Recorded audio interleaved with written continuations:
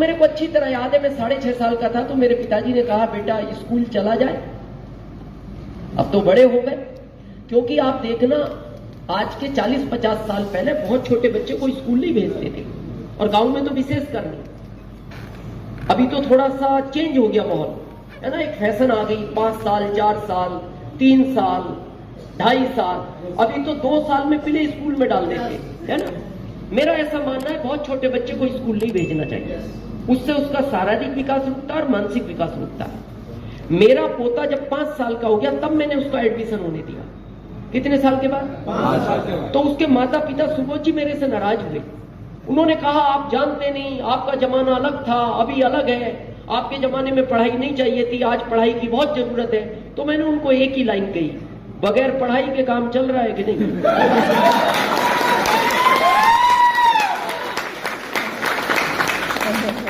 ये कितना भी बड़ा ऑफिसर बन जाए, ये मेरी बराबर पैसा नहीं कमा सकता, ये कमा ही नहीं सकता। ये कितना भी बड़ा ऑफिसर बन जाए, ज्यादा ज्यादा क्या होगा, इसको ज्वाइन करेगा 75,000 सैलरी हो जाएगी, 1 लाख हो जाएगी। तो 1 लाख तो मैं टैक्स देता हूं महीने का गवर्नमेंट को, तो मैं क्या करूं? तो जो भी कारण रहे तो मेरे को स्कूल ले जाया गया 6.5 साल की उम्र में। तो आप देखना उस समय स्कूल में एडमिशन नहीं हुआ करते थे, उस समय के कुछ बुजुर्ग बैठे हैं यहाँ, उस समय भर्ती कराया जाता था बच्चे को। हाँ, भर्ती दाखिला होता था, और उस समय प्रिंसिपल नहीं हुआ करते थे, स्कूल में हेड मास्टर हुआ करते थे। तो मेरे फादर ने मेरे को ले जाके कहा हेड मास्टर साहब को, ये मेरा बच्चा है, इसको ठीक से पढ़ाना, और मैं इस गांव का मुखिया हूं।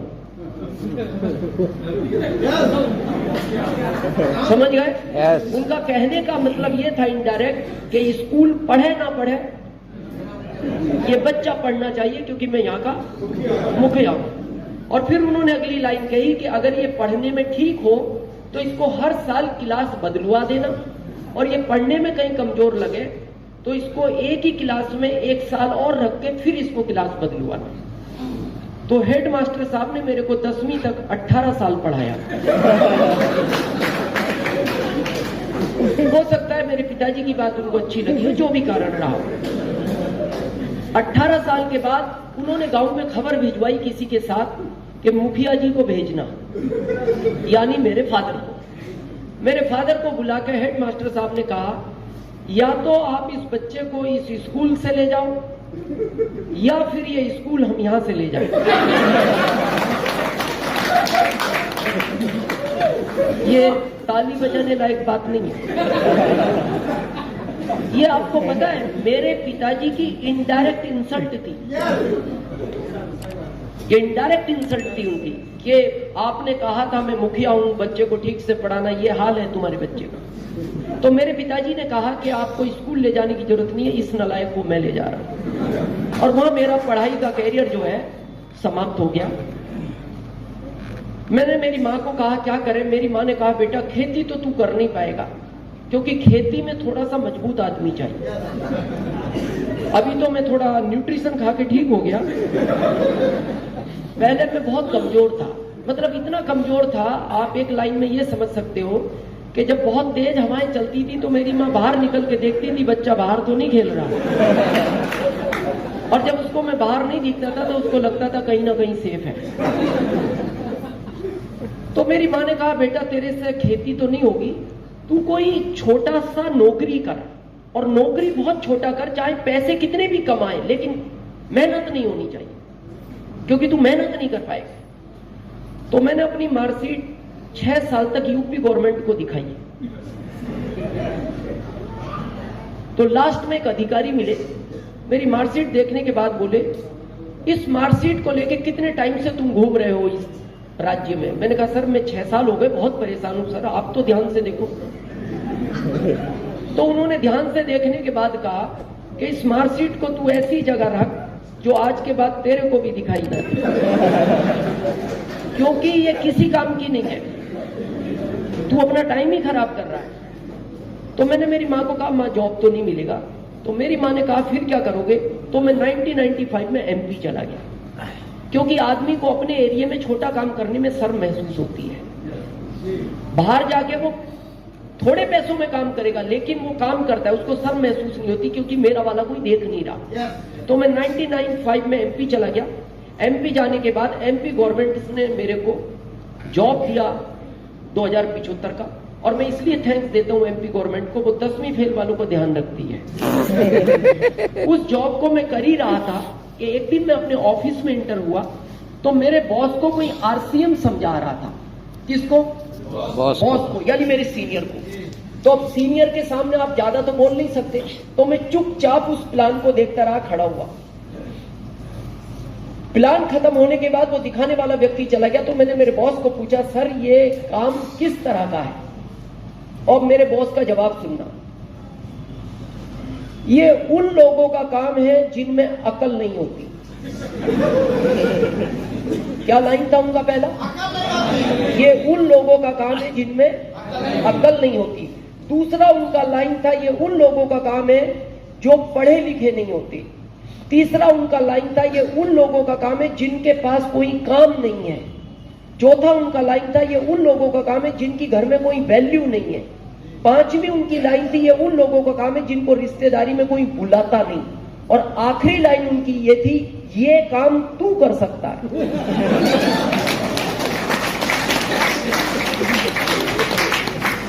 मतलब क्या था इसका? कि ये सारे गुण तेरे में पाए जाते हैं, इसलिए तू कर सकता है। तो मैंने उनको जवाब दिया, हाँ सर मैं करूंगा, और मैंने किया उसी समय स्टार्ट। लेकिन आपको आश्चर्य बताऊं, 3 साल पहले वो भी ज्वाइन हुए। कौन?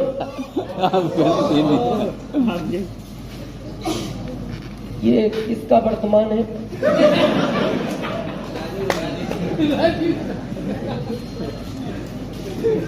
थोड़ा ध्यान रखें, जिसका भी वर्तमान में, ये आपका भविष्य बिगाड़ सकता है और कुछ नहीं। थोड़ा सा प्लीज अगली रो वाले ध्यान रखें। तो 3 साल पहले वो ज्वाइन हुए सुबोध जी, तो मैंने उनको वो लाइनें याद दिलाई। मैंने कहा सर आरसीएम ज्वाइन तो कर रहे हो, लेकिन ये उन लोगों का काम है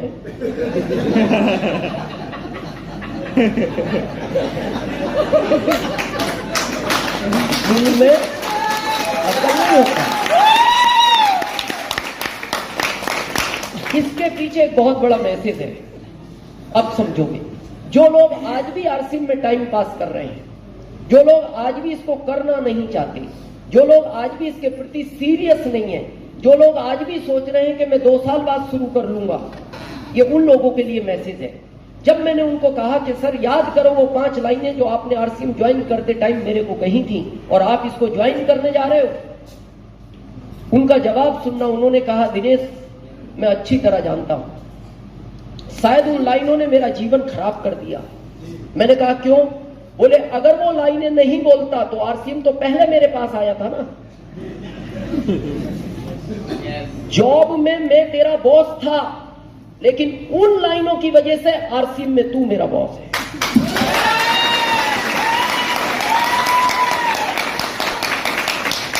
अगर मैं वो लाइनें नहीं बोलता तो मैं आरसीएम में भी तेरा अपलाइन होता, जबकि आरसीएम में आज तू मेरा अपलाइन है और जॉब में मैं तेरा अपलाइन था। अब उनके और मेरे बीच में 17 साल का गैप है। मेरी आईडी यहां है, उनकी यहां है। अब ये गैप 17 साल का पूरी जिंदगी भर रहेगा, पूरी जिंदगी रहेगा, और ये उनको हमेशा तकलीफ देगा कि ये ऐसा क्यों हुआ। तो आप इस गैप को मत लेना कभी, नहीं तो आने वाली पीढ़ियां। अभी सरवन जी एक बात कह रहे थे, इस बिजनेस को करने का कारण होना चाहिए, क्यों करना है।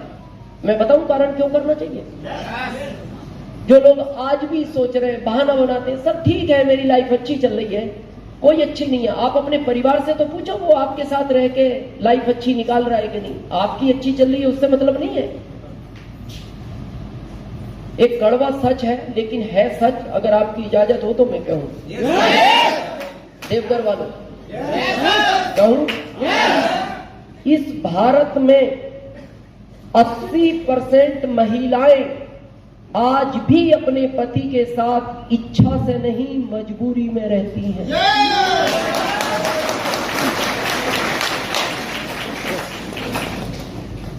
ये बहुत बड़ा कड़वा सच है। तो वो इच्छा से नहीं, मजबूरी में रहती है। और फिर आप कह रहे हो क्या जरूरत है आर सिंह की? अरे उस पत्नी से तो पूछो। और क्यों रहती है? भारत के संस्कारों में बनी है। एक बेटी की जब आप शादी करते हो ना, तो बार बार देखना, माता पिता उसको एक ही बार बात बोलते हैं, एक ही बात को रिपीट करते हैं बार बार, बेटा कुछ भी हो रहना वहीं है। इसलिए वो रहती है, वो मजबूरी है उसकी, क्योंकि माता पिता ने बोल दिया कुछ भी हो रहना वहीं है। अगर उसको शादी के टाइम ऑप्शन दे दिया जाता कि जब तक अच्छा लगे रहना, नहीं लगे तो छोड़ के भाग आना। आपको क्या लगता है आप में 80% लोग सिंगल होते हैं? और ये पता है मैं बात क्यों कह रहा हूं? मैं भुक्तभोगी हूं।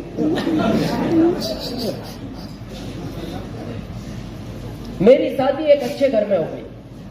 यू नो अच्छा घर, पैसे वाला। यानी जब मेरी पत्नी का जन्म हुआ तो जब उसकी आंख खुली तो उसके घर में कारें थी और बंगले थे। इसका कारण उसके पिताजी थे। उसके पिताजी थे। जब मेरी आंख खुली तो हमारे घर में साइकिल भी नहीं थी। इसका कारण हमारे पिताजी थे। अब हमारे पिताजी ने गलती ये करी कि हमारी शादी उस घर में कर दी जिस घर में कारें और बंगले थे। शादी कभी भी बैलेंस में ही करनी चाहिए, क्योंकि अगर अमीर ससुराल का कोई फायदा है तो अमीर ससुराल के नुकसान भी है। अमीर ससुराल का क्या फायदा है सरपंच जी? आपको कोई आर्थिक तकलीफ हो तो वो मदद करते हैं, ये फायदा है अमीर ससुराल का। नुकसान क्या है? उनकी बहन को कोई तकलीफ हो तो वो एक्स्ट्रा मदद करते हैं।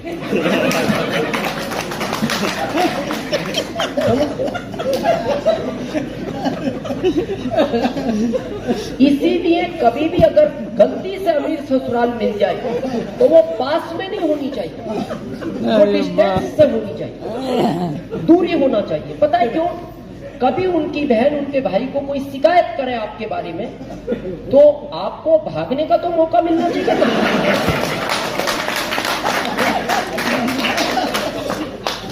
इसीलिए मैंने भविष्य देखते हुए राज्य बदल लिया। ससुराल मेरी यूपी की है और मैं शिफ्ट हो गया एमपी, 1500 किलोमीटर दूर। जो लोग इसमें टाइम पास कर रहे हैं मैं उनके लिए कहना चाहता हूं, मैंने आरसीएम में टाइम पास नहीं किया। मेरा रिकॉर्ड पूछना आप कंपनी से।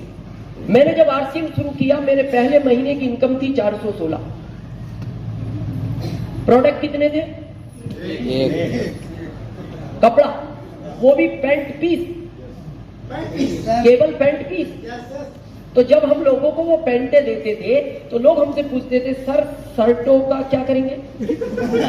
तो हम उनको बोलते थे अभी तुम केवल पैंट पहनो,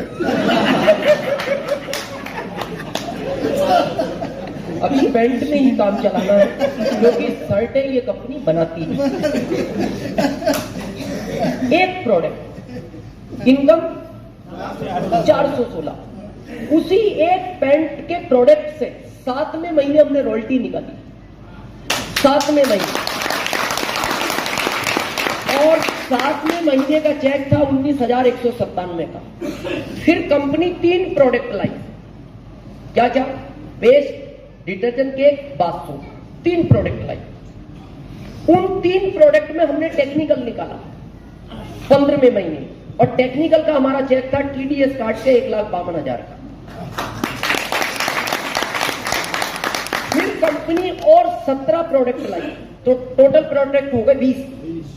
20 प्रोडक्ट में हमने स्टार रूबी निकाला 5वें साल, और स्टार रूबी का 2007 का हमारा चेक था टीडीएस काट के 7,80,000।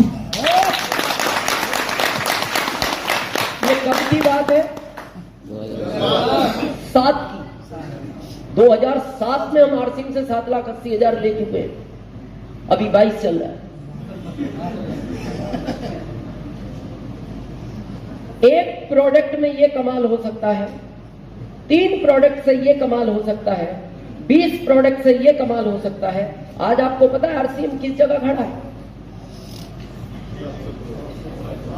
मेरा ओपन चैलेंज है, ओपन, इस इंडिया में एक डिपो वाला, एक पीयूसी वाला, एक वंडरबर्ड वाला, एक वंडरबर्ड क्यूक वाला और एक भी लीडर मेरे को आज एग्जैक्ट आंकड़ा बताए कि आरसीएम में करंट में इतने प्रोडक्ट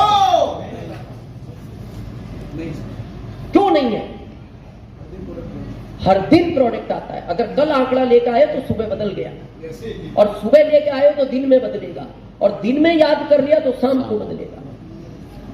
तो जब 3 प्रोडक्ट में ये हो सकता है, एक में ये हो सकता है, 20 में ये हो सकता है, आज आपको प्रोडक्ट का आइडिया नहीं कि कितने हैं, तो सोचो आज क्या कमाल हो सकता है, क्या कमाल हो सकता है।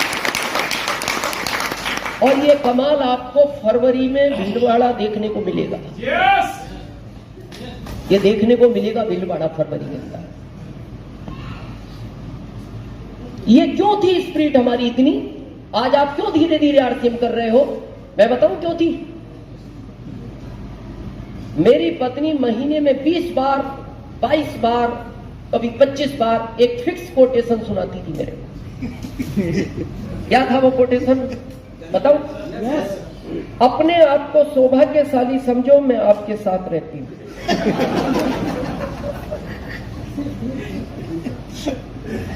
उसकी गलती नहीं थी।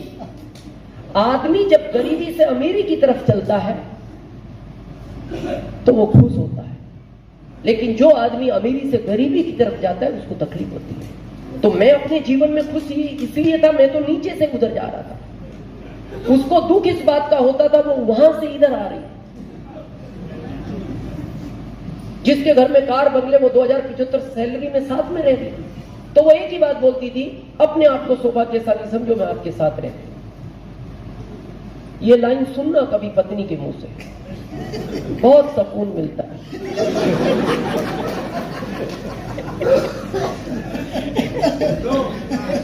दर्द करती है, दर्द ठीक होता है, दर्द करती है। चलो साल में एक आध बार बोल दे तो भी आदमी भूल जाए, वो तो महीने में 20 बार याद दिलाती। मेरा तेज काम करने का सिर्फ एक रीजन था, वो लाइन में जिंदगी भर नहीं सुनना चाहता था पत्नी के मुंह से।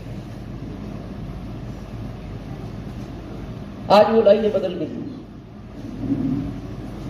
लाइनें आज वो, जबकि पत्नी वही है। हाँ, पत्नी नहीं बदली, लाइनें बदल गई। क्या थी 20 साल पहले लाइनें? अपने आप को सौभाग्यशाली समझो, मैं आपके साथ रहती हूं। अभी मिलेगी वो भीलवाड़ा, आप आओगे जब, अब उससे पूछना, अब उसका स्टेटमेंट बदल गया। आज पता वो क्या बोलती है? मैं मर भी गई तो भूत बन के साथ रहूंगी।